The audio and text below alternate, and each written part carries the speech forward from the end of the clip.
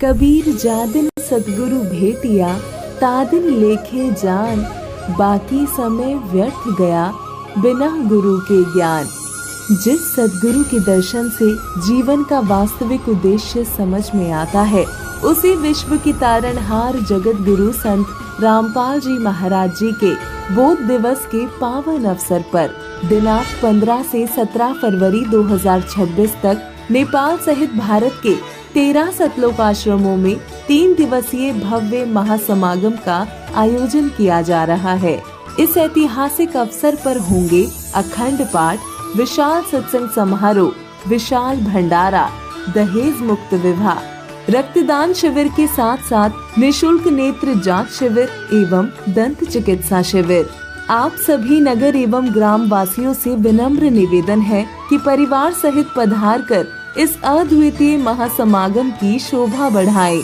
इस कार्यक्रम का सीधा प्रसारण सतलोक आश्रम श्री धनाना धाम से 17 फरवरी 2026 को सुबह 9:30 बजे से श्रद्धा टीवी चैनल और संत रामपाल जी महाराज यूट्यूब चैनल तथा संत रामपाल जी महाराज फेसबुक पेज पर भी किया जाएगा।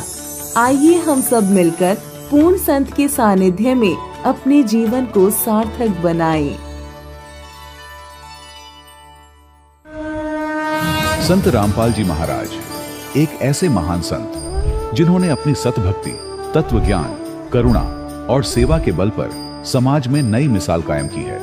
संत रामपाल जी महाराज की अगुवाई में उनके सभी सतलोक आश्रमों से समाज कल्याण के अद्भुत कार्यों ने समाज को सुनहरे भविष्य की एक नई उम्मीद दिखाई है।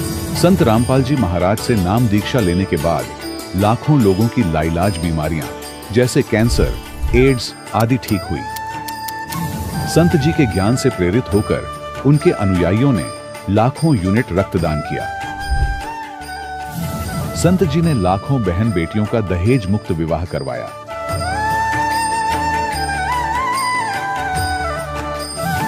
संत जी ने लाखों लोगों का नशा छुड़वाया, करोड़ों उजड़े परिवार बसे। संत जी के आश्रमों में समागम के दौरान निःशुल्क नेत्र चिकित्सा, दंत चिकित्सा प्रदान की जाती है। संत रामपाल जी महाराज द्वारा समय समय पर पर्यावरण संरक्षण के उद्देश्य से बड़े स्तर पर वृक्षारोपण किया जाता है। संत जी ने जरूरतमंदों को तत्काल राहत पहुंचाने के लिए एम्बुलेंस सेवा शुरू की। संत जी अपने अनुयायियों को देहदान के लिए प्रेरित करते हैं, जिससे मानवता की सेवा और चिकित्सा क्षेत्र में सुधार हो सके। संत रामपाल जी महाराज के सभी आश्रमों में हर रोज निशुल्क भंडारा आयोजित किया जाता है, जहां हर वर्ग, हर जाति और हर धर्म के लोग एक साथ बैठकर भोजन करते हैं।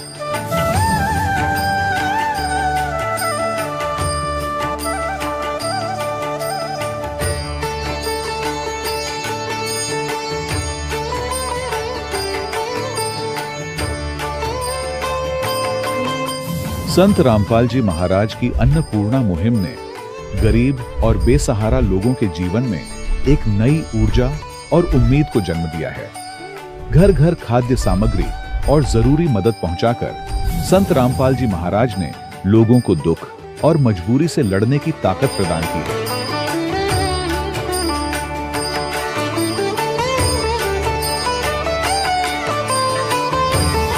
संत रामपाल जी महाराज द्वारा गरीब लोगों के लिए घर बनवाने का अद्भुत कार्य एक ऐसी मिसाल कायम कर रहा है जो सदियों सदियों संत जी की उदारता और दया भावना के तौर पर जाना जाएगा।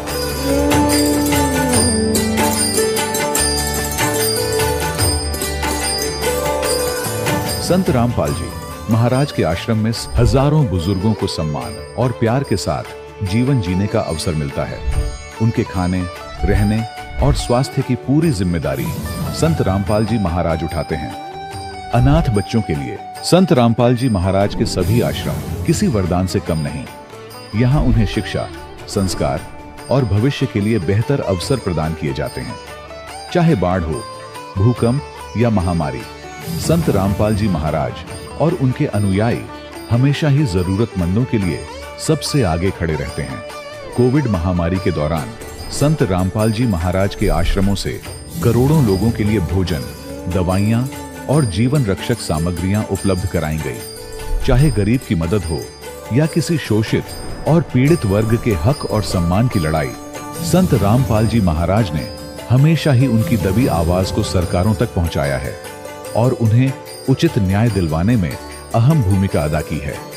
समाज में आध्यात्मिक और सामाजिक मूल्यों के प्रति जागरूकता लाने में संत रामपाल जी महाराज हर कदम पर मानवता के सच्चे सेवक साबित हुए हैं। संत रामपाल जी महाराज का जीवन हमें सिखाता है कि सच्ची सेवा वही है जो निस्वार्थ भाव से की जाए। आइए हम भी इस महान सेवा के कार्य में इस महान संत से जुड़ें और संत रामपाल जी महाराज से नाम दीक्षा लेकर अपने जीवन को धन्य बनाएं।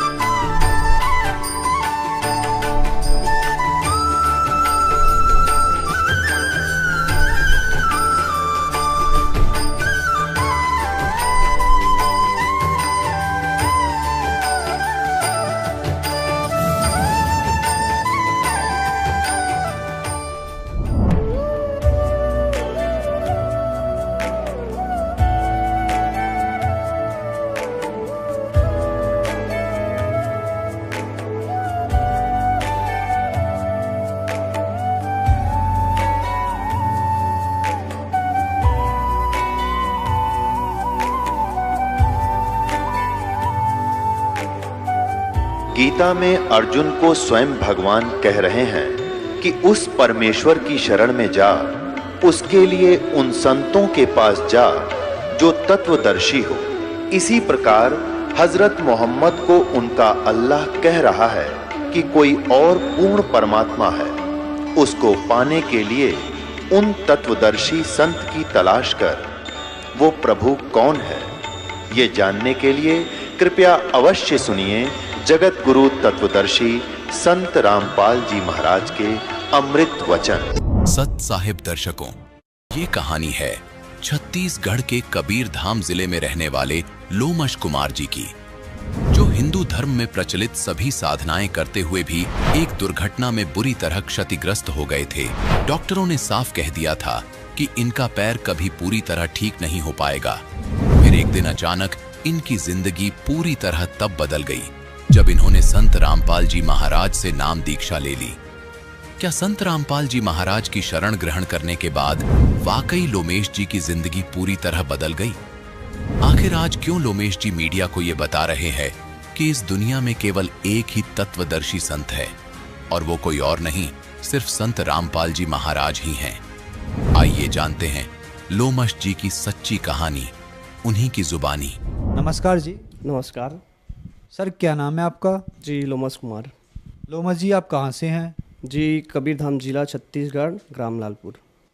लोमश जी, संत रामपाल जी महाराज से नाम दीक्षा आपने कब ली? 13 अक्टूबर 2019। क्या संत रामपाल जी महाराज से नाम दीक्षा लेने से पहले आप कोई भक्ति साधना भी करते थे? जी सर जी, मैं संत रामपाल जी महाराज से दीक्षा लेने से पहले मेरे पास भविष्य पुराण था। उसमें मैंने पढ़ा कि उसमें लिखा था कि मोक्ष होता है सूर्य पूजा करने से। अगर दिन में हम एक बार भी प्रणाम करते हैं तो मोक्ष होता है।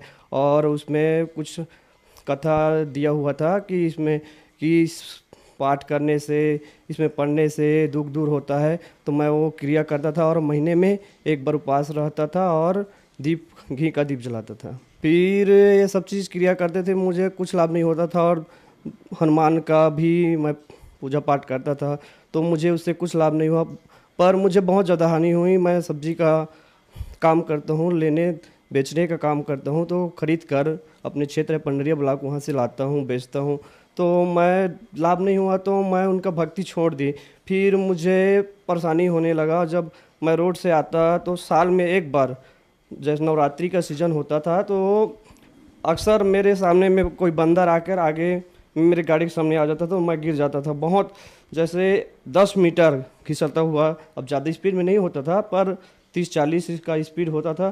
तो ऐसे ऐसे मेरे पास 2 बार घटना हुआ जिससे मेरे पैर में बेंड हो गया है। एक सरा है मेरे पास और वो ज़बरदस्त बेंड है। डॉक्टर ने पूरा बताया कि ये ठीक नहीं हो सकता, इसके लिए आपको आजीवन व्यायाम करना पड़ेगा और गोली दवाई खाना पड़ेगा। तो फिर आप संत रामपाल जी महाराज की शरण में कैसे आए? जी, संत रामपाल जी महाराज की शरण में ऐसे आए, मैं शादी में गया हुआ था तो वहाँ पोस्टर टंगा हुआ था संत रामपाल जी महाराज का, कि उसमें लिखा हुआ था कि ब्रह्मा विष्णु महेश का माता पिता कौन है, शेरावाली दुर्गा का पति कौन है, हम इतने भक्ति करते हैं फिर भी हम दुखी क्यों रहते हैं।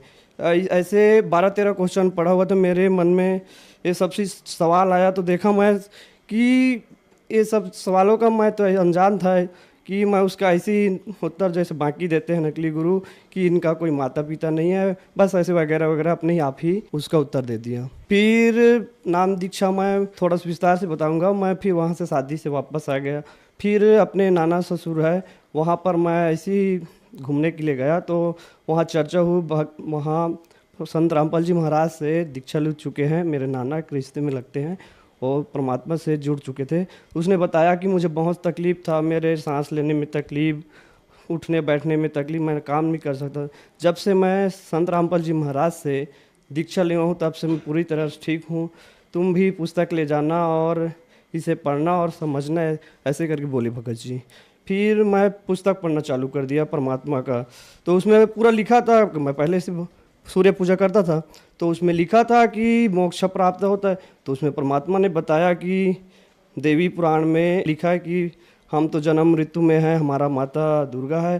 तो मुझे अजीब सा लगा खटका कि हम तो सूर्य पूजा करता हूँ, फिर इसमें जन्म ऋतु में आते ब्रह्मा विष्णु महेश, तो ये सब भक्ति उसमें विस्तार से ज्ञान गंगा में विस्तार से दिया हुआ था कि ये सब चीज़ नासवान है और हमें सच्चे संत की शरण में जाने से ही मोक्ष होगा। तो मैं सब ज्ञान को समझकर संत रामपाल जी महाराज जी शरण में आया। सर, आपने संत रामपाल जी महाराज से नाम दीक्षा ली तो क्या आपको लाभ भी प्राप्त हुए, क्योंकि आप बहुत ज़्यादा दुखी थे?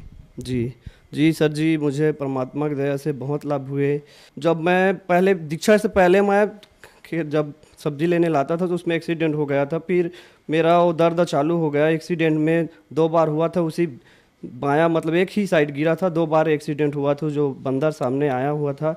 तो 2 एक्सीडेंट में मेरा पूरा बैंड फ्रैक्चर हो चुका है, तो उससे मैं इलाज पानी करवाता था अपने गांव में आसपास में, फिर ठीक भी नहीं हुआ। फिर मैंने रेडियम हॉस्पिटल है कंवरदा का, उसमें इलाज 2 बार कराया, फिर तीसरा बार करवाया, फिर चौथा, फिर वह उसने बता दिया कि आपको हमेशा गोली खाना पड़ेगा और आजीवन व्यायाम करना पड़ेगा। फिर संत रामपाल जी महाराज से दीक्षा ली, फिर दीक्षा लेने के बाद मुझे वो सब चीज़ ऑटोमेटिक धीरे धीरे मैंने गोली दवाई सब छोड़ दी, बंद कर दी। संत रामपाल जी महाराज जी के शरण में आने से वो रोग कब ठीक हुआ मुझे पता ही नहीं चला। मैं आज पूरा तरह स्वस्थ हूँ। मैं बताना चाहता हूँ, मैं आधा स्पीयर दर्द की वजह से सख्त मना किया हुआ था डॉक्टर की, वजन नहीं उठा सकते। तो मैं परमात्मा के शरण में आने के बाद मैं पूरा दवाई किसान हूँ, खेती भी करता हूँ, दवाई वही पूरा सीखता हूँ, तो पूरा स्पीयर पूरा मतलब स्वस्थ है एक इंसान की तरह। जैसे मैं रोग थे मतलब बैंड से मतलब पूरा हड्डी से परेशान था दर्द से, तो मैं नहीं कर पाता था काम, मतलब मजबूरी में थोड़ा थोड़ा आधा स्पीयर करके दवाई डालता। आज मैं एक दिन में 10 स्पीयर 20 स्पीयर सीख सकता हूँ। मुझे आज तक परमात्मा से जब से दीक्षा ली हूँ तब से आज तक मुझे कोई परेशानी नहीं हुई, पूरी तरह से मैं ठीक हूँ। रिपोर्ट देख सकते हैं जी, ये मेरा एक एक्सरा है जो मैं एक्सीडेंट में 2 बार गिर चुका हूँ। इसमें पूरा ये दिखा हुआ है कि मेरा हड्डी पूरा बेंड हो चुका है, एक साइड से जुड़ चुका है।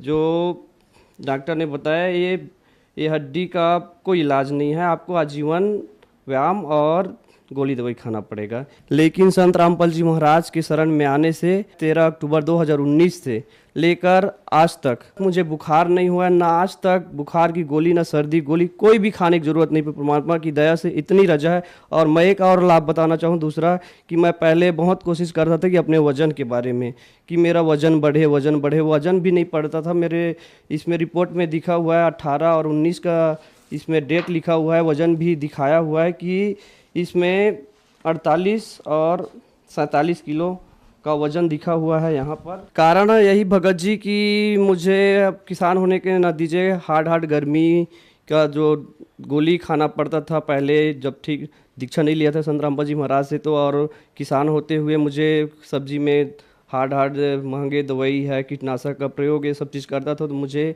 खाना मतलब ज़्यादा नहीं खा पाता था। मुझे बहुत मतलब ज़्यादा खाने की कोशिश करता था तो मुझे उल्टी आना शुरू हो जाता था। इस कारण से मेरा भोजन भी बहुत कम हो चुका था। और परमात्मा के शरण में आने के बाद, दीक्षा लेने के बाद, हर एक महीना, एक वर्ष में एक महीना में 1 किलो वजन बढ़ाया गया। एक वर्ष में लगभग 10 से 11 किलो का वजन बढ़ा है। इसमें रिपोर्ट में देख सकते हैं कि मेरा इलाज जब संत रामपाल जी महाराज से दीक्षा नहीं लिया था तो यहाँ पर लिखा हुआ है 48 kg है, यहाँ डेट लिखा हुआ है 2019 का, और इसमें 18 का भी है। यही इससे भी वज़न कम था मेरा। ये है 18 का, जिसमें ये 47 किलो केजी लिखा हुआ है। और परमात्मा सतगुरु रामपाल जी महाराज की शरण में आने से आज मेरा लगभग 58 से 59 किलो तक का वज़न बढ़ चुका है। तो ये मुझे शारीरिक लाभ में मिला, और मेरे जो रीढ़ की हड्डी में जो बहुत परेशानी होता था वो भी ठीक हो गया परमात्मा की दया से, संत रामपाल जी महाराज की दया से। और लाभ मिला कि मैं किसान हूँ, मेरे पास पुराना मोटरसाइकिल था, तो मुझे भी चाह था कि परमात्मा की दया से मुझे भी नया मोटरसाइकिल मिले। तो जैसे परमात्मा की दया से मैं 15 दिन लगभग भक्ति में जुड़ा हुआ था, परमात्मा से भक्ति कर रहा था, तो परमात्मा की दया से मैंने किस्त पे नया मोटरसाइकिल उठाया होंडा का। तो परमात्मा की दया से मैं अपने सब्जी का बेचरी कर करके धीरे किस्त में पटा के, परमात्मा की दया से लॉकडाउन हो गया। उसी समय 2019 में लॉकडाउन चालू हो गया, 11वां-12वां महीना में। तो फिर भी परमात्मा कैसा दया हुआ कि मुझे कोई भी परेशानी नहीं हो किस्त पटाने में। लगभग मैं 5,150 रुपये पटाता था हर एक महीने। पर परमात्मा की दया से 8 महीना में, 14 महीना किस्त था, फिर 8 महीना में परमात्मा की दया से वो फाइनल हो गया। और मुझे ज़रा सी भी एहसास नहीं हो कि वो किस्त पटाने में कैसे मैंने वो मैनेजमेंट कर लिया, कैसे हो गया। ये सब परमात्मा की वजह से मुझे वो फाइनल हो गया वो गाड़ी का, और मुझे वो नया पूरा मिल गया, परमात्मा की तरफ से नया गाड़ी मिल गया। सर जी, मैं नशा करता था, जो स्कूल क्षेत्र में सब फ्रेंड थे तो उसके साथ सब देखा देखी में सिगरेट पीना, बियर पीना, ये सब चीज़ मैं सीख गया था सर। तो क्या संत रामपाल जी महाराज से जब आपने नाम दीक्षा ली तो आपका नशा छूटा?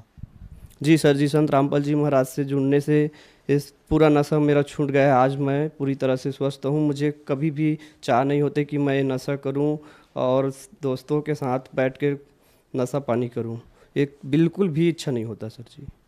सर, संत रामपाल जी महाराज ने आपको बहुत सारे लाभ दिए, तो जो दर्शक आज आपको टीवी पर देख रहे हैं और वो भी किसी न किसी बीमारी से ग्रस्त हैं, उनके लिए आप क्या कहना चाहेंगे?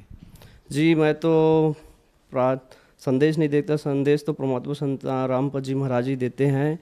उनसे आओ, अपना जीवन कल्याण करो, और जो भी कष्ट है, दुख है, परमात्मा के शरण में भक्ति करने से पूरी तरह से लाभ मिलता है, उसका दुख दूर हो जाता है। और भक्ति में परमात्मा पूरा सत्संग में बताता है कि हमें सतलोक मिलेगा, तो हमें पूर्ण मोक्ष मिलेगा, पूरा शास्त्र के अनुसार ज्ञान देता है। तो उसमें पूरा प्रमाणित है कि परमात्मा के द्वारा जो भक्ति दिया जा रहा है, इससे हमारा कल्याण होगा और हमारे जीवन में जो भी दुख तकलीफ है उसका निवारण होगा और हमारा मोक्ष होगा। सर, संत रामपाल जी महाराज से नाम दीक्षा कैसे ली जा सकती है? जी, संत रामपाल जी महाराज से दीक्षा लेने के लिए सत्संग आता है चैनल पर, उसमें पीली पट्टी चलती है, उसमें लाइन आता है, उसमें नंबर दिए होते हैं, वहाँ कांटेक्ट करके नंबर पर आप नज़दीक केंद्र का पता कर सकते हैं और वहाँ जाकर दीक्षा ले सकते हैं।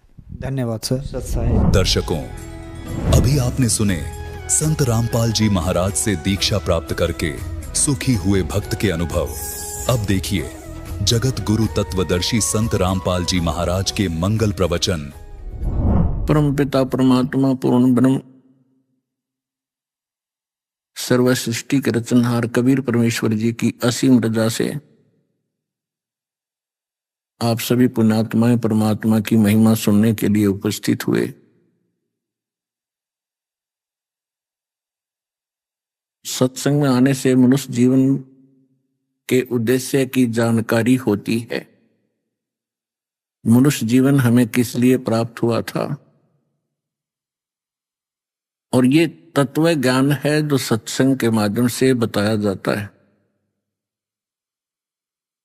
यथार्थ ज्ञान को तत्व ज्ञान कहते हैं, जो सब सदग्रंथों से मेल करता हो।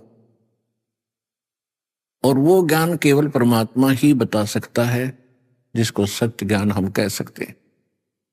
जीव अपने सतर की कितनी भी चतुरता कर ले, कितनी अटकलबाजी लगा सकता है, लेकिन वो पूर्ण सत्य से परिचित न होने के कारण इनकम्प्लीट ही रहता है। इसलिए पूर्ण परमात्मा स्वयं अपने उस स्थान से यहां चलकर आते हैं जिस स्थान पर हमें जाने की वो उस तत्व ज्ञान के माध्यम से प्रेरणा करते हैं। यहाँ के दुख को, वहां के सुख को, इन दोनों का भी वो वर्णन करते हैं, दोनों की भिन्नता बताते हैं। तो उस तत्व ज्ञान के अंदर हमें सच्चाई और सत्य ज्ञान का पता चलता है। वो ज्ञान परमात्मा ही बता सकता है और वो ज्ञान परमात्मा ने चारों युगों में आकर के हमें बताया। लेकिन हम परमात्मा को ना पहचान सके क्योंकि हम सदग्रंथों से परिचित नहीं थे। हमने कुछ ऐसे व्यक्तियों पर विश्वास किया जो हमारे सदग्रंथों से, वेदों, गीता, पुराण आदि से वो स्वयं अपरिचित थे। दूसरे शब्दों में कहें कि वो अध्यात्म ज्ञान नेत्रहीन अंधे थे। सभी सदग्रंथों को कंठस्थ भी याद कर लेते थे।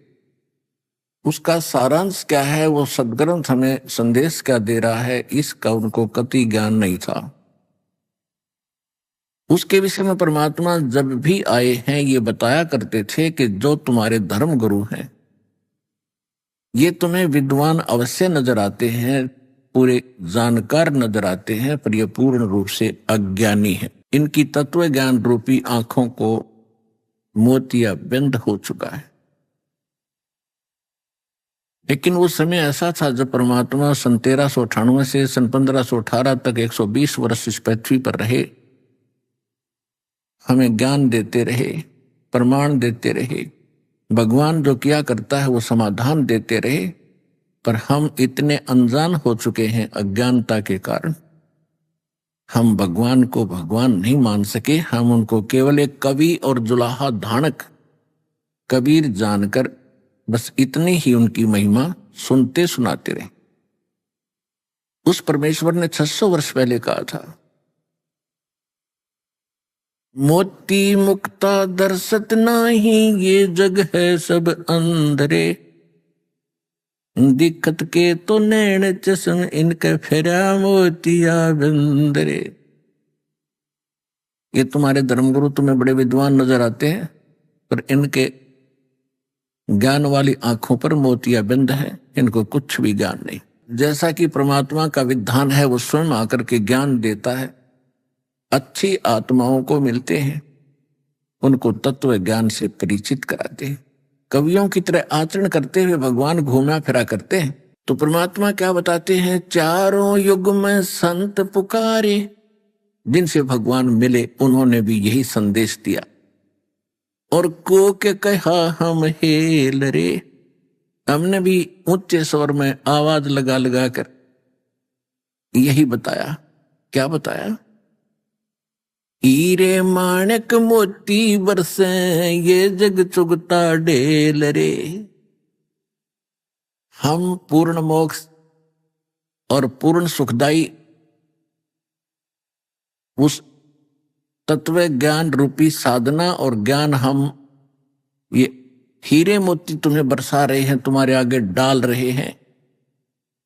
लेकिन आप जी उन अज्ञानी ऋषि महर्षि आचार्यों शंकराचार्यों से भ्रमित होकर शास्त्र विधि ताकर आन उपासना अन्य देवताओं की पूजा कर रहे हो। आप सत साधना ना करके, शास्त्र अनुकूल भक्ति साधना मंत्र ना जाप करके, शास्त्र विधि त्याग कर मनमाना जो आचरण पूजाएं कर रहे हो, वो डले इकट्ठे कर रहे हो, कंकर इकट्ठे कर रहे हो हीरे मोतियों के धोखे में। श्रीमद् भगवत गीता अध्याय नंबर 7 के श्लोक नंबर 12 से लेकर 19 तक स्पष्ट कर दिया है गीता ज्ञान दाता ब्रह्म ने।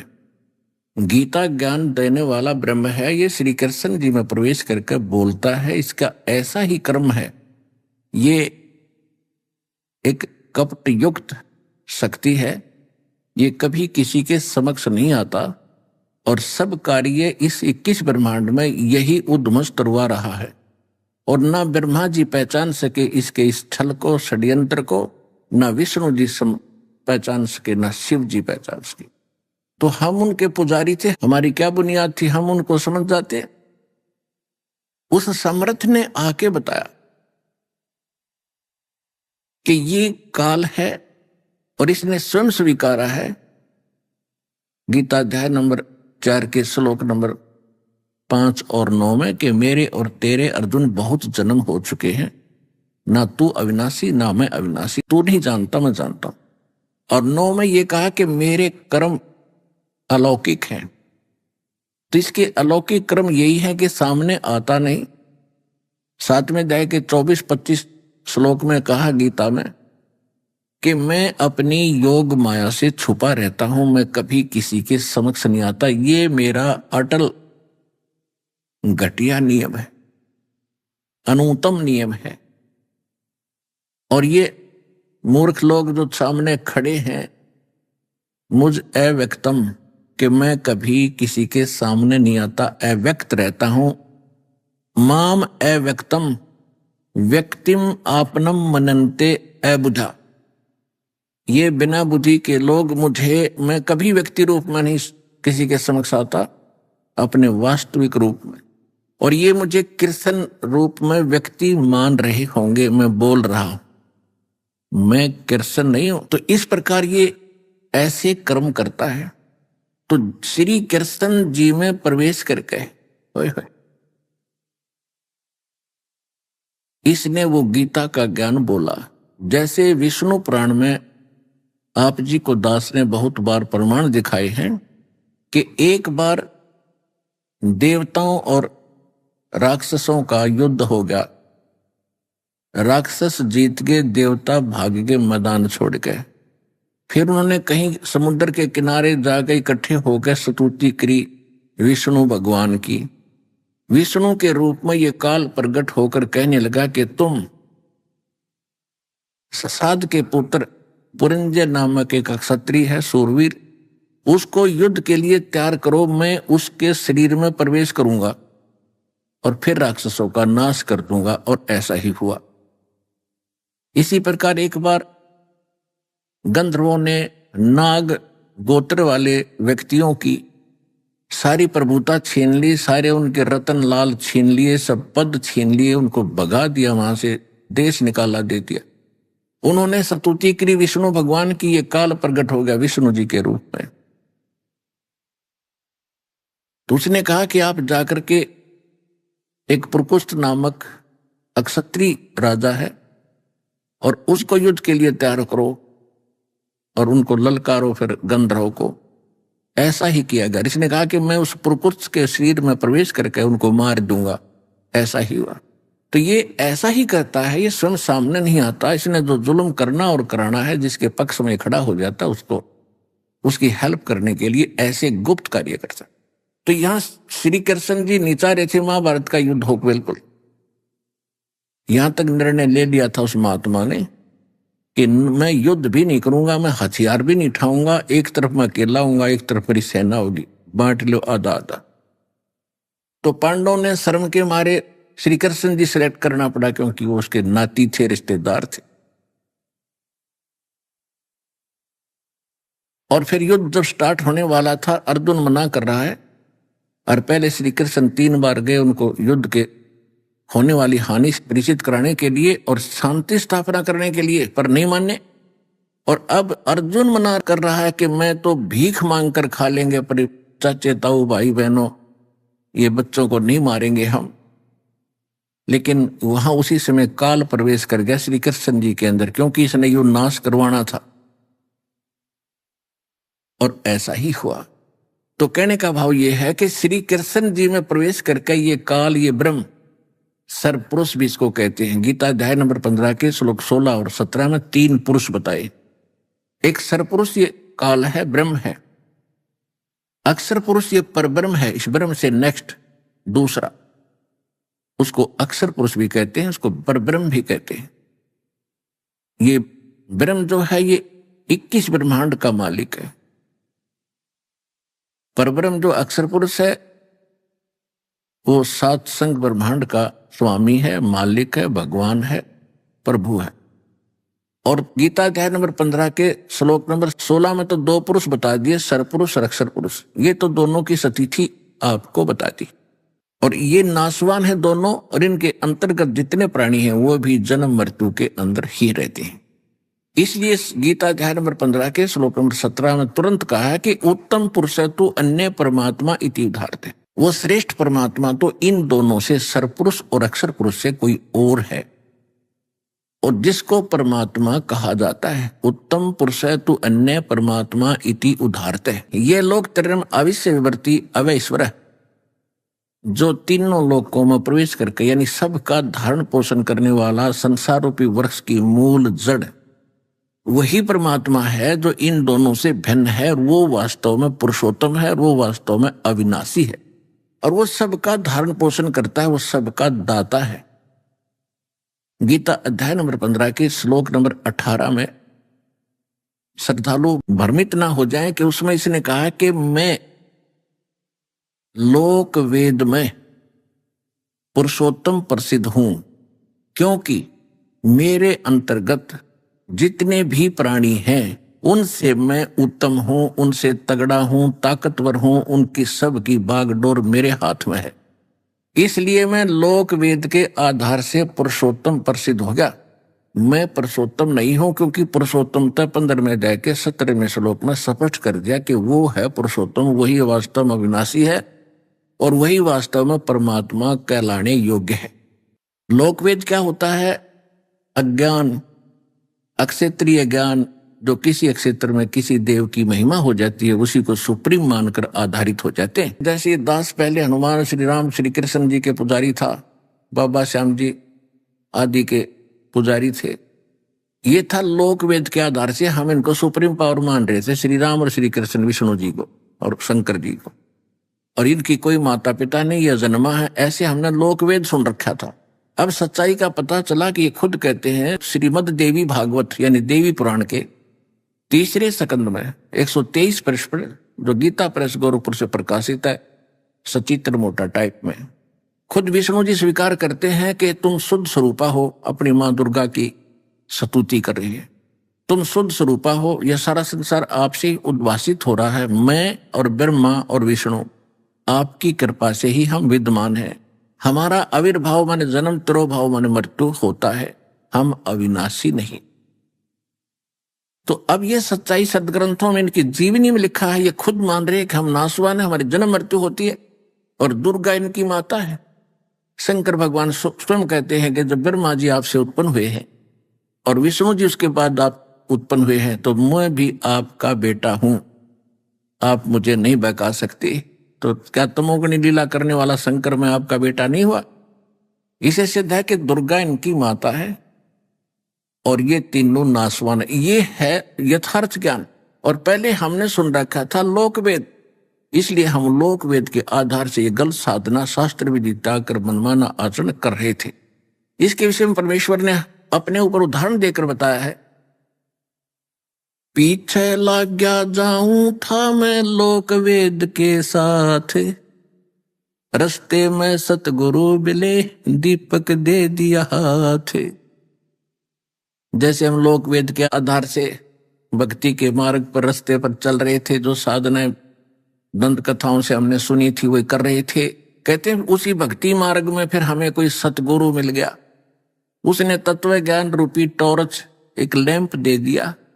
अब उसकी रोशनी में हम पथ पर चल रहे हैं। पहले हम कुपथ, गड्ढों में, बोझड़ों में, झाड़ों में बगैर ज्ञान के ऐसे धक्के खा रहे थे। पीछे लग गया जाऊं था मैं लोक वेद के साथ, रस्ते में सतगुरु मिले है दीपक दे दिया हाथ। तो इस प्रकार गीता अध्याय नंबर 15 के श्लोक 18 में कुछ भ्रमित व्यक्ति ऐसी अपनी उटपटांग ऑब्जेक्शन शंकाएं व्यक्त करते हैं, और एक यूट्यूब है उसमें कोई ज्ञानेश्वर नाम के कोई महाराज हुए हैं, उनके शिष्यों ने ये ऑब्जेक्शन कर रखा है कि रामपाल को कोई ज्ञान नहीं, और वो 15वें अध्याय के 17वें श्लोक तक तो बोलता है, 18वें में क्यों नहीं बोलता? जो गीता ज्ञानदाता कहता कि मैं पुरुषोत्तम हूं, वो क्यों नहीं बताया उसने? तो इससे, क्योंकि इस तरह की एक एक पॉइंट का ऑब्जेक्शन किसी का निवारण करना इतना संभव नहीं है। ऐसी भाषा वो लोग बोल सकते हैं जिन्होंने हमारा कंप्लीट ज्ञान नहीं सुना हो, और कंप्लीट ज्ञान सुनने के बाद ये मन में शंका आ ही नहीं सकती। तो यही कारण रहा कि कोई कहीं से सुन लेता 2 मिनट, उसी पर उछलने लग जाता है। हमारे इंटरनेट के ऊपर यूट्यूब पर भक्तों ने ढेर सारे सत्संग डाल रखे, और चैनल पर भी सत्संग चल रहा है, उनको सुनो और फिर सारा शंका समाधान हो जाएगा। श्रीमद् भगवद गीता अध्याय नंबर 7 के श्लोक 12 से लेकर 15 तक इन तीनों गुणों, रजगुण ब्रह्मा, सतगुण विष्णु, तमगुण शिव जी की जो भक्ति करते हैं और इन पर आरूढ़ हो गए हैं, इनसे आगे किसी की कुछ सुनने को तैयार नहीं है। उनके विषय में ये ब्रह्म कहता है श्री कृष्ण में प्रवेश करके कि राक्षस स्वभाव को धारण किए हुए मनुष्यों में नीच दूषित कर्म करने वाले मूर्ख, इनको 4 गाली इकट्ठी दे रखी है इस ब्रह्म ने। ये कहता है कि ये मेरी भक्ति भी ना करते, इन अन्य देवताओं में ही फंसे रहते हैं। और इसी 7वें अध्याय के 20 से लेकर 23 तक इन 4 श्लोकों में भी यही निर्णय दिया है कि ये जो अन्य देवताओं की जो पूजा करते हैं, ये भगवान समझकर पूज रहे हैं, और इन देवताओं को मैंने कुछ थोड़ी बहुत पावर दे रखी है, वो मेरे से प्राप्त पावर से कुछ अक्षणिक लाभ इन को देते हैं, लेकिन ये बुद्धिहीन देवताओं को पूजने वाले देवताओं को प्राप्त होंगे, मुझे पूजने वाले मुझे प्राप्त होंगे। अब इसमें स्पष्ट कर दिया। तो जो विष्णु जी का पुजारी है और रामपाल को इन्होंने वो नकली ज्ञान रखता है, तो इससे आप समझ लेना वो कितना ज्ञान युक्त है, अंडरस्टूड है। जो विष्णु जी का पुजारी है, तो विष्णु जी को यानी सतोगुण को श्री मद् भगवद गीता के अध्याय नंबर 7 के श्लोक 12 से 15 में क्या उपमा दे रखी है? राक्षस स्वभाव को धारण किए हुए मनुष्यों में नीच और दूषित कर्म करने वाले मूर्ख, ये मेरी पूजा भी नहीं करते। रजगुण ब्रह्मा जी, सतगुण विष्णु, तमगुण शिव जी है। मार्कंडे पुराण, गीता प्रेस गोरखपुर से प्रकाशित सचित्र मोटा टाइप यही क्लियर कर रखा है कि रजगुण ब्रह्मा, सतगुण विष्णु, तमगुण शिव जी, यही 3 गुण है और यही 3 देवता है। और ऐसे ही हेमराज श्री कृष्णदास प्रकाशन मुंबई से प्रकाशित, जिसमें संस्कृत भी साथ में है, पूरा उल्लेख है, देवी पुराण में स्पष्ट किया हुआ है। शंकर भगवान कहते, हे माता, यदि आप हमारे ऊपर दयालु हैं तो मुझे तमोगुण क्यों बना दिया, विष्णु जी को सतोगुण क्यों बनाया और ब्रह्मा जी को रजोगुण युक्त क्यों बना दिया? यदि आप हम पर दयालु हो, क्योंकि उनको मालूम है कि हमारे साथ ये सारा बूचड़ खाना चल रहा है। ब्रह्मा जी से रजोगुण की किरणें निकल रही हैं, जिससे सब प्राणी प्रभावित होकर संतान उत्पत्ति करते हैं। विष्णु जी के अंदर से जो रेज निकल रही है, उनसे प्रभावित होकर हम एक दूसरे में जकड़े पड़े, ममता के अंदर, मोह के अंदर। और शंकर जी का कार्य ये खुद देवताओं है, ये सबका नाश करता है। तो जो नाश करता है वो वेश होकर करता है। शिव जी कोई बालक नहीं, कोई राक्षस नहीं, लेकिन इसके अंदर वो गुण भर दिया। रिमोट काल के हाथ में इसके अंदर ऐसी चाबी भर देता, इसके बस का नहीं रहता, उद्मस्तार देता फिर ये, और उसी से हम प्रभावित होकर लड़ रहे हैं, झगड़ रहे हैं, हत्या भी कर देते। तो ये खुद कहते हैं कि मैं तमोगुण क्यों बना दिया, और विष्णु जी को आपने सतोगुण क्यों जन्म दे दिया, और ब्रह्मा जी को रजोगुण क्यों बना दिया? अगर दयालु हो तो हम पर। तिथि सिद्धम रजगुण ब्रह्मा, सतगुण विष्णु, तमगुण शिव जी है। और इनको गीता अध्याय नंबर 7 के श्लोक 12 से 15 में स्पष्ट कर दिया। राक्षस स्वभाव को धारण किए हुए मनुष्यों में नीच दूषित कर्म करने वाले मूर्ख मेरी भक्ति भी ना करते। इससे सिद्ध है कि इनकी भक्ति भी करी जाती है तीनों गुणों की। और उससे ऊपर ब्रह्म बोल रहा है ये मेरी भक्ति नहीं करते। फिर कहता है मेरी भक्ति 4 प्रकार की करते हैं। गीता अध्याय नंबर 7 के श्लोक में 16 से 18 तक। अर्थार्थी, अर्थ, जिज्ञासु और ज्ञानी। अर्थार्थी जिसमें संकट आ जाता है वो वेदों के मंत्रों से ही अनुष्ठान किया करता है और किसी जंतर मंत्र का सहयोग नहीं लेता, वो ब्रह्म उपासक कहलाता है। जैसे ये हवन करते हैं कुछ व्यक्ति, कुछ आचार्य, कुछ संत, और वेद मंत्रों से ही वो हवन करते हैं, तो वो है उस 2 प्रकार में से एक। संकट निवारण के लिए भी वही करते हैं और धन लाभ के लिए आर्थिक अर्थार्थी जो होते वो भी वेद मंत्रों से ही हवन आदि का अनुष्ठान करके, तो वो ब्रह्म उपासक माने जाते। और जिज्ञासु होते जो घर से निकलते हैं परमात्मा पाने के लिए, और जैसे उनको संत मिलते हैं उनसे ज्ञान ग्रहण करके स्वयं वक्ता बन जाते हैं और वाह के पात्र बनकर अपना जीवन नाश कर जाते हैं। तो ये 3 प्रकार के साधक जो ब्रह्म के साधक है, जो वो ब्रह्मा विष्णु महेश की पूजा नहीं करते, लेकिन वो इनकम्प्लीट है उनका उद्देश्य, तो तीनों को रिजेक्ट कर दिया। चौथा ज्ञानी कहा ये बहुत अच्छी आत्मा है। ज्ञानी वो होता जिसको ये पता लग गया कि मनुष्य जीवन बार बार नहीं मिलेगा, और मनुष्य जीवन प्राप्त करके केवल एक उद्देश्य होता, आत्म कल्याण हो। आत्म कल्याण अन्य देवताओं की पूजा ब्रह्मा विष्णु महेश से नहीं होगा, ये ज्ञानी को पता लग जाता है। उसको ये पता लग जाता है पूर्ण परमात्मा की एक भक्ति से ही मोक्ष होगा। तो गीता ज्ञानदाता 7वें अध्याय के 16 से 18 श्लोक में ये कहता है ये ज्ञानी आत्मा है तो नेक, यानी समर्पित है मेरे ऊपर। ब्रह्म को फाइनल मान लिया इन्होंने गलती से, क्योंकि इनको वो तत्वदर्शी संत नहीं मिला। कौन सा? जो यजुर्वेद अध्याय नंबर 40 के मंत्र 10 में कहा है वेद ज्ञान दाता यही है ब्रह्म।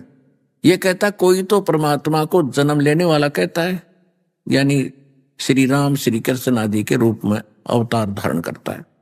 कोई कहता वो अजन्मा है, वो जन्म लेता ही नहीं, वो तो निराकार है।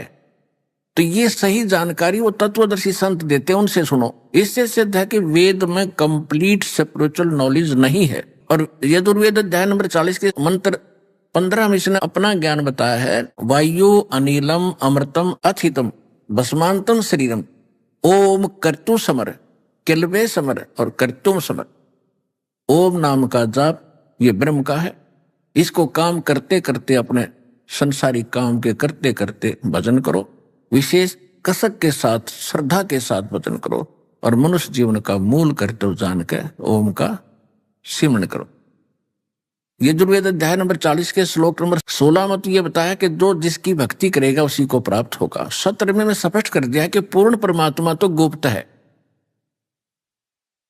और मैं ब्रह्म हूं और ब्रह्मलोक रूपी दिव्य आकाश खम्भ में रहता हूं और मेरा ओम नाम है। अब तुम सोच लो, यजुर्वेद का अंतिम अध्याय और अंतिम मंत्र है 17वां, 40वां अध्याय अंतिम है और मंत्र भी 17वां अंतिम है। इसमें स्पष्ट कर दिया कि वो परमात्मा तो प्रोक्ष है, उसके विषय में मैं नहीं जानता। उसके विषय बता दिया 40वें अध्याय के 10वें श्लोक में कि तत्वदर्शी संत बताते हैं धीराणाम, धीराणाम लिखा संस्कृत में, यानी तत्वदर्शी संत। उनसे पूछो। तो एक आध भक्त जो, क्योंकि पहले तो ज्ञान था ही नहीं, वेद किसी ने देखे न सुने थे, तो कल एक भक्त चलते चलते कह रहा जी आप तो कह रहे हो कि सोम शब्द हम जग में लाए, तो आप दिखाते हो 40वें अध्याय के 17वें श्लोक में सोहम शब्द है, अकल तो इनमें है नहीं। देखो, और दास में भी दोष निकाल रहे दिन आज तक कह का नहीं पता था। इसमें सो अहम है, नोट सोहम है। सो का अलग संधिच्छेद होता है और अहम अलग होता है। वो सोहम वो नहीं है जो हम परमात्मा बताते। तो इन छोटी छोटी बातों में अनजान व्यक्ति इस तरह की शंका व्यक्त वही करते हैं जो कंप्लीट नहीं सुनते हमारे ज्ञान को। तो यहाँ एक एक व्यक्ति को देखो पर्सनली नहीं बताया जा सकता। सत्संग का उद्देश्य यही होता है कि सामूहिक ज्ञान दिया जाएगा, और फिर डीवीडी सीडी बनाई और देखिएगा, स्पष्ट दिखाई देता।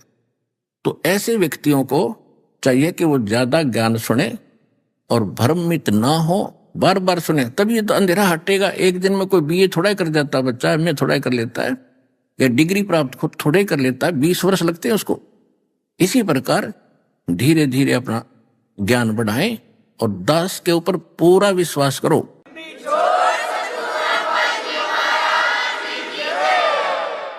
ये कोई कहने मात्र से नहीं, क्योंकि आप दूध के जले हुए हो, दास मानता है। और अब लस्सी को भी फूंक मारना अनिवार्य हो गया, स्वभाव बन गया आपका। लेकिन दास ऐसी शंका छोड़ेगा नहीं कि आपने फूंक मारनी पड़ेगी। कति क्लियर दिखा दूंगा, ये दूध है और ये पानी है, सामने स्पष्ट कर दिया।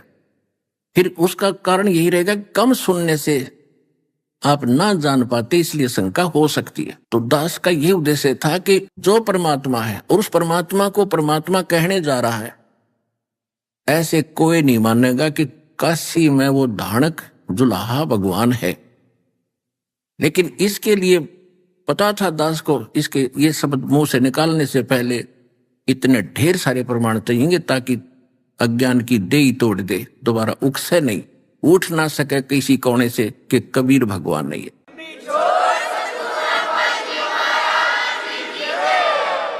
तो परमात्मा ने वो ढेर सारे प्रमाण दे दिए, एक एक बिंदु पर छह प्रमाणित कर दिया, वेद से प्रमाणित कर दिया, परमात्मा की लीला से प्रमाणित कर दिया। और जिन महापुरुषों को हम आज तक आदरणीय मानते रहे, जिनको भगवान मेरे, उनकी अमर वाणी से प्रमाणित कर दिया कि कबीर इज गॉड।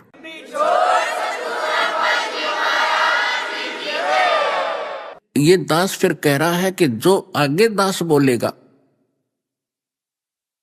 उस पे आपने आंख मीच कर विश्वास करना चाहिए, क्योंकि समझदार को इतना संकेत बहुत होता है किसी को जांचने के लिए कि किस सत्र का संत है। और फिर कोई छोटी मोटी ऑब्जेक्शन आता है तो अपनी बुद्धि की कमजोरी मानना कि हम नहीं समझ पा रहे हैं, गुरुजी सही बोल रहे होंगे, इतना भी कर रखोगे तो भी भक्ति बनी रहेगी। अगर दास में दोष निकाल दिया और तो फिर आपका भक्ति समाप्त होनी शुरू हो जाएगी, पंचर हो जाएगा। एक नियम है इस भक्ति का, गुरुजी के प्रति 100% विश्वास रखें, 100%। और उन नकलियों ने, इस भगवान के बच्चों में एक ये गुण होता है कि वो संत पर 100% समर्पित और विश्वास किया करते। उन्होंने इसका दुरुपयोग कर लिया और वहां से ये छक के हट लिए कि वहां कुछ नहीं पाया। तो फिर काल ने तो यही करना था कि जब सही ठिकाने जागा वहां भी ये फिर एक बकवादों से भर जाएगा, इसको विश्वास होगा ही नहीं जल्दी सी, और ये फिर अपने कर्म बिगाड़ता रहेगा, अंदर कुछ खरपतवार पैदा करके। उस गुरु के प्रति नाम लेने से पहले दास आपको इतना ढेर सारा ज्ञान देता है, उसको सुनकर कति फाइनल होकर तब दास से दीक्षा लो। और फिर बीच में जब मन में दोष आता है तो आप नाम रहित हो जाते हो। संत के प्रति जरा सा भी किसी प्रकार का दोष आएगा तो भगवान प्रसन्न नहीं होगा आपसे और फिर रुष्ट हो जाएगा। परमात्मा कहते हैं, मम संत मुझे जान मेरा ही स्वरूपम।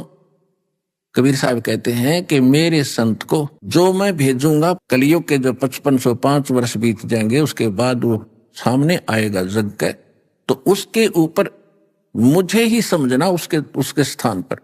मम संत मुझे जान मेरा ही स्वरूपम।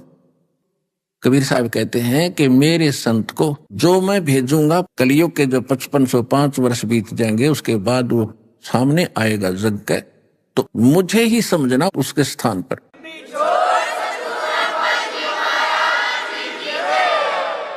मम संत मुझे जान मेरा ही स्वरूपम। अभी आपने सुने संत रामपाल जी महाराज के मंगल प्रवचन। आइए अब सुनते हैं संत रामपाल जी महाराज से नाम दीक्षा लेकर सतभक्ति करके अद्भुत लाभ प्राप्त करने वाले अनुयायी के विचार। दर्शकों, व्यक्ति के जीवन में कभी कभी ऐसे हालात आ जाते हैं जहां उसके लिए सही और गलत का निर्णय कर पाना बड़ा ही कठिन हो जाता है। एक ऐसी ही कहानी है जौनपुर उत्तर प्रदेश के रामजी मौर्य की, जो हिंदू धर्म में प्रचलित सभी साधनाओं के साथ साथ मदनपति पंथ में बताई जाने वाली साधनाएं भी करते थे। परंतु ऐसा क्या हुआ जो इन्होंने मदनपति पंथ की सभी साधनाओं को त्याग कर संत रामपाल जी महाराज की शरण ग्रहण कर ली। आइए सुनते हैं राम जी की अद्भुत कहानी, उन्हीं की जुबानी। नमस्कार सर। सत साहिब। सर क्या नाम है आपका? रामजी मौर्य। सर कहाँ से हैं आप? ग्राम रानीपुर, तहसील मड़ियाहू, जिला जौनपुर, यूपी। सर संत रामपाल जी महाराज से नाम दीक्षा आपने कब ली? 1 मई 2014। सर संत रामपाल जी महाराज से नाम दीक्षा लेने से पहले आप क्या भक्ति साधनाएं करते थे? सर जी, समाज में जो फैली ये साधनाएं हैं, जो भक्ति मार्ग है, इसी अनुसार चलते थे। और जो मतलब कि दुख था। दुख के कारण जो है कि अनेक संतों के पास जो बताए मार्ग उसके अनुसार चलते थे, जैसे सत्य साईं बाबा हैं और जो है कि अन्य जो हमारे यहाँ जोशी हैं, तमाम जानकार लोग हैं, इनसे संपर्क में जाता था अपने दुख के निवारण के लिए, लेकिन कहीं दुख का निवारण नहीं होता था।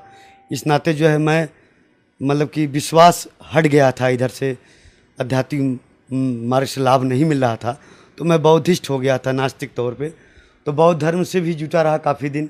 फिर उसके बाद घर परिवार में काफ़ी मतलब विवाद और ज़मीन से विवाद को उलझ गए, जिसमें काफ़ी डिस्टर्ब हो गए। उसी कारण जो है कि हम जो है कि इतना मतलब फ्रस्ट्रेट हो गए थे कि हम जो है कि ऐसे बाहर चले गए, जो है कि बॉम्बे, मतलब कि वहाँ कुछ करने धरने या मतलब अपने आप को सेट करने के लिए। तो वहाँ मैं गया तो हमारे एक रिलेशन के लोग थे, उनके यहाँ मैं पहुँचा तो उनकी एक पुस्तक रखी थी, भक्ति सौदागर का संदेश। उसके बाद फिर वहाँ से मैं पुस्तक जब पढ़ा तो मुझे लगा उसमें इतना अद्भुत ज्ञान और ऐसा ज्ञान जो उसमें ये हो रहा है, उसमें लिखा है कि कबीर साहब परमात्मा है। तो इस बात को लेके मैं बड़ा जो है कि हमारे अंदर जिज्ञासा बनी, करे आज तक तो ऐसा ज्ञान किसी ने बताया नहीं कि कबीर साहब परमात्मा है। ये तो हाई स्कूल इंटर में निबंध लिखा जाता था, लेकिन कबीर साहब परमात्मा आज तक तो बताया ही नहीं गया। तो इस बिंदु पे हमें काफ़ी जानकारी तो मिली और उसमें काफ़ी अच्छा ज्ञान समझ में आया, लेकिन फिर लगा कि जो हमारे यहाँ कबीरपंथी हैं, जो हमारे आसपास लोग हैं, क्या ये भी तो परमात्मा के भक्त हैं। तो इसलिए मैं उस पुस्तक को पढ़ के इतना तो समझ गया था कि कबीर साहब भी पूर्ण परमात्मा हैं, ये समझ में आ गया था। और उसमें जितनी बातें लिखी थी उस ज्ञान आधार पे, उसको भी मन में था कि इसको मिलाऊंगा, देखूंगा कि सत्य क्या है। तो ये 2009 का बात था, 2010 में। उसके बाद मैं बॉम्बे से घर आया। फिर जब यहाँ आया तो यहाँ जो है कि हम जो हमारे यहाँ कबीरपंथी, ये जो मदनपति पंथ है, ये जो हमारे यहाँ जो कि इनका मूल आश्रम है, मतलब कि जौनपुर ज़िले में बड़ैया गद्दी है, यहीं से पूरे भारत में इनका संचालन है। इनके बहुत छोटे छोटे बड़े आश्रम हैं। तो मैं यहाँ की जो संत लोग रहते थे, साधु लोग मदन पंथ के, इनसे मिलना, इनसे जुलना, फिर इनके पास जाना, इनके सत्संग में जाना, हर महीने सत्संग होना, जहाँ भी जो सत्संग होता था इनके पास जाना, मिलना, इनसे बात करना कि वास्तव में परमात्मा कबीर साहब हैं, तो थोड़ा हमें बताइए, हमारा दुख कष्ट दूर हो। तो इस विषय पर मैं उनसे जब कहता था कि मैं परमात्मा कबीर साहब के रूप में मुझे पता चला है, ऐसा ज्ञान मिला है, तो लोग कहते थे कि भाई देखिए, वो संत हैं, वो सदगुरु परमात्मा के अवतार हैं, वो संत रूप में मतलब कि कबीर साहब सदगुरु हैं, इस तरह से लोग बताते थे। लेकिन मैं ये कहता था उनसे कि परमात्मा कबीर साहब हैं, ये बताओ आप कैसे हो कबीर साहब परमात्मा, ये आप सिद्ध करो। तो वो जो उनके पास शब्द था, साखी था, या जो उनके पास ज्ञान था, उस आधार पर हमें वो बताते थे कि इस तरह से मतलब कि कबीर साहब परमात्मा है। तो वो संतुष्ट नहीं मैं हो पाता था उनसे। तो इस तरह से वो लोग हमें कहते थे, नहीं आप ऐसे लगे रहो, मतलब कि आते जाते रहो, एक समय आएगा आपको सब पता चल जाएगा। तो इसी तरह से मैं 4-5 साल उनके यहाँ लगा रहा, लेकिन मन में प्रेरणा रहती थी कि हे परमात्मा, अगर कभी भी यह जीव जो है, यह दास अगर आपका ध्यान कर रहा है, तो मेरा अगर कहीं अंतिम समय अगर ऐसा आ जाए या ऐसी स्थिति आ जाए, तो मुझे ज़रूर जो है अपने पास बुला लीजिएगा मालिक, क्योंकि यहाँ तो इस तरीके से ये ज्ञान नहीं बता पा रहे जो मैं खोज रहा हूँ, जो मुझे पता चला है। तो ऐसे ऐसे एक समय आ गया 2014 में, जो है कि हमको जो है कि एकाएक जो है कि फालिस मार दिया, हमारा बीपी हाई लो हो गया, और उसी बीच में जो है कि पैरालिसिस, ये पूरा सब आधा जो है एकदम सब शार्ट हो गया था, बंद। तो इसी तरह से उस समय मैं परमात्मा से बहुत प्रेरणा किया कि हे मालिक, अब स्थिति तो मेरी यह है, तो परमात्मा दया करिए। तो परमात्मा से ये प्रार्थना कर, मालिक कभी इशारा करिएगा, अगर आप धरती पर हो या आपका संत कोई है, तो मुझे ज़रूर परमात्मा दया करिएगा कि मैं मतलब आप तक पहुंच सकूं। तो परमात्मा का ऐसा कृपा हुई कि उस समय मैं दवा लेता रहा, लेकिन कोई आराम नहीं हुआ। एक दिन परमात्मा को ऐसी दया हुई कि परमात्मा जो है हमें डायरेक्ट जो है कि ऐसे भोर का समय था, उठ ही रहा था, तब तक आँख मेरी मूंद गई। उसके बाद एकदम प्रकाश ही प्रकाश सामने दिखाई दिया। उससे परमात्मा मतलब एक स्वरूप जैसे रूप में, प्रकाश पुंज के रूप में ऐसे बोले कि तुरंत आके तू नाम दीक्षा ले ले, तत्काल आके नाम दीक्षा ले ले। 3 बार उन्होंने ऐसा कहा। उन्होंने कहा संत रामपाल जी महाराज आके नाम दीक्षा ले ले। तो मैं क्योंकि ज्ञान तो पहले जान ही रहा था, मैं तुरंत जो है कि आंसू आने लगा। परमात्मा मैंने कहा मालिक अब आपने दया कर दी। तो संत रामपाल जी महाराज परमात्मा के बारे में उन्होंने जब बताया, तो मैं दूसरे दिन ही जाके तत्काल टिकट बुक कराया और सपरिवार सहित आश्रम पहुँचे और 1 मई 2014 को हमने नाम दीक्षा लिया संत रामपाल जी महाराज जी से। सर, संत रामपाल जी महाराज से नाम दीक्षा लेने के बाद आपको क्या लाभ मिले? जी, पहली बात तो ये जो हमें पैरालिसिस हो गया था, ये हमारा बिना दवा के ठीक हो गया। उसके बाद हमें ब्लड प्रेशर लो होना, एकाएक बढ़ जाना, ये समस्या बहुत थी, ये मालिक की दया से ठीक हो गया, परमात्मा सद्गुरु संत रामपाल जी के आशीर्वाद से। उसके बाद सर में ये चोट मुझे लगा हुआ है, अभी भी चिन्ह है, इसमें कोई भयानक बीमारी हो रही थी जो कि हमें नहीं पता था, बचपन में लगा था। तो ये बहुत दर्द होता था, 2-3 दिन 4 दिन इसका दवा लेने पे आराम नहीं होता था। तो इस तरह से ये दर्द मेरा गायब हो गया। अब चाहे जिस रूप में ये बन रहा होगा मालिक जाने, परमात्मा उसको ठीक कर दिया, पूर्ण रूप से शरीर को स्वस्थ कर दिया। इस तरह से हमें लाभ मिला। इस तरह से सबसे बड़ा लाभ तो ये मिला कि जो मनुष्य जन्म मुझे मिला है, जो परमात्मा की खोज थी, वो परमात्मा को पता मिल गया।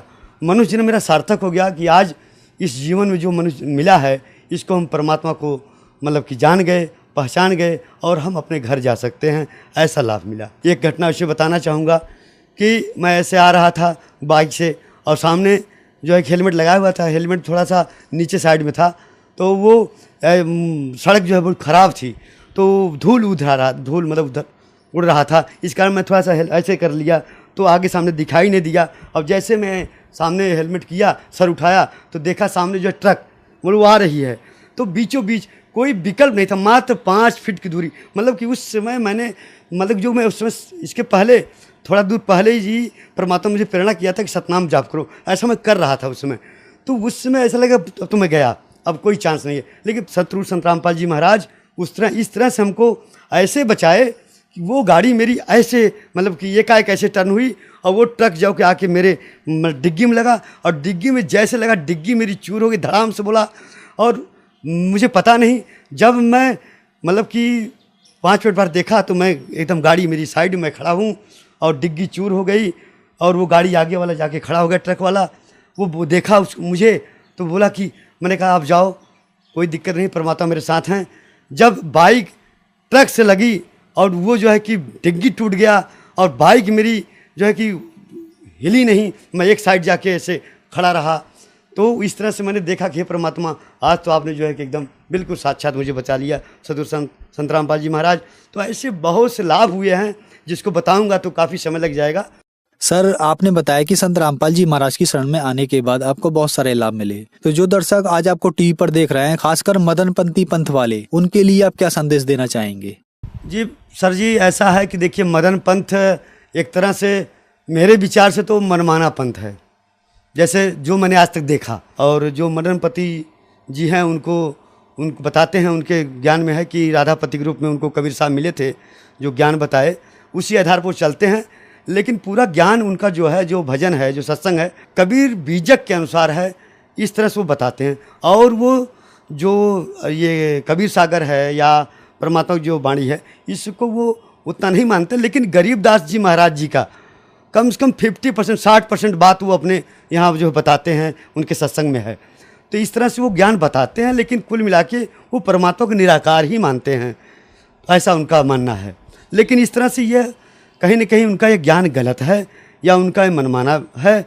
इसलिए समाज को चाहिए कि इस विषय पे उनके पंथ के बारे में पूरी जानकारी लें। और संत रामपाल जी महाराज जो परमात्मा इस समय धरती पे मतलब कबीर साहब के पूर्ण रूप से प्रतिनिधि तौर पे हैं, जो पूरा कबीर सागर, कबीर बीजक सभी धर्म ग्रंथ को खोल के दिखा रहे हैं, एकदम प्रमाणित कर रहे हैं कि कबीर साहब भी पूर्ण परमात्मा हैं, वो साकार में हैं, सतलोक में रहते हैं, ये उन्होंने सिद्ध कर दिया। तो इस बात को आज के समाज को ज़रूरत है कि मदन पंथ में अगर कहीं आप लोग हैं तो उस पर ज़रूर विचार करिए, क्योंकि आज संत रामपाल जी महाराज का जो संदेश है, जो पुस्तक है, जैसे यथार्थ कबीर पंथ परिचय, उसमें देखिए, उनकी और पुस्तक है ज्ञान गंगा, उसमें देखें, उस पर विचार करिए कि वास्तव में संत रामपाल जी महाराज जो बता रहे हैं क्या वो सत्य है, अगर वो प्रमाणित है। क्योंकि वो लोग तो अभी तक अपने मन की बात बता रहे हैं, उनके पास कोई ठोस आधार नहीं है, वो सिर्फ साखी और शब्द को कबीर सागर के मतलब कबीर सागर को तो पूरा मानते नहीं, वो कबीर बीजक के आधार पर पूरी ज्ञान को बताते हैं। इसलिए हम सबसे निवेदन करेंगे, कुछ जो है ज्ञान को, सद्गुरु संत रामपाल जी ज्ञान को ज़रूर देखें, उसको मिलाएं और जो सत्य है उसको मानें। सर, संत रामपाल जी महाराज से नाम दीक्षा कैसे ली जा सकती है? आज जो है कि ऐसा समय है कि सब जगह टीवी, मोबाइल, इंटरनेट फैल चुका है घर घर समाज में। तो आज नाम दीक्षा लेने के लिए जिन भक्तात्माओं को यह मतलब प्रेरणा होती है कि ज्ञान को समझे या नाम दीक्षा लें, तो जितने टीवी चैनल पे गुरुजी संत रामपाल जी महाराज जी का सत्संग आता है, उस पर नीचे एक पीली पट्टी या पट्टी तौर पे चलती है, उसमें पूरा कांटेक्ट है आश्रम का, उसमें आप उसको संपर्क करिए और आपके नज़दीक जो नामदान सेंटर है उसके अलावा जो है कि वहाँ जाके अपना संपर्क नाम दीक्षा लें। और उसके साथ साथ जो गुरुजी के आज सोशल मीडिया है उसके माध्यम से जो है कि अनेक चैनल है, जैसे फेसबुक पे, यूट्यूब पे उनके जो पुस्तकें हैं उस पर लिखा हुआ है, उस आधार पे भी आप ज्ञान को जान सकते हैं, उससे भी जुड़ सकते हैं। इस तरह से आप जो है कि गुरु संत रामपाल जी महाराज शरण में आ सकते हैं। धन्यवाद सर। सत साहिब।